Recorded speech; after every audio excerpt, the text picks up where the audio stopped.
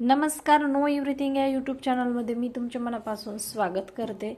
आज मी तुम्हाला खोकल्यावरती अत्यंत साधा सोपा आणि रामबाण असा उपाय सांगणार आहे। तर या ठिकाणी मी अर्धा चमचा हळद आणि 1 चमचा मध असं हे तयार करून घेतलेलं मिश्रण तुम्हाला या ठिकाणी दिसत असेल।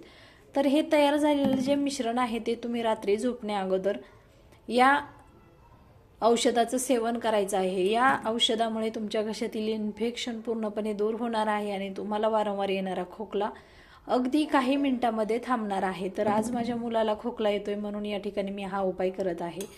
अगदी साधा सोपा आणि घरगुती असा उपाय आहे। जर तुम्हाला हा व्हिडिओ आवडला तर व्हिडिओला लाईक, शेअर आणि चॅनलला सबस्क्राइब जरूर करा। पुन्हा भेटू अशाच एका छानशा व्हिडिओ सोबत। तोपर्यंत सर्वांना बाय बाय।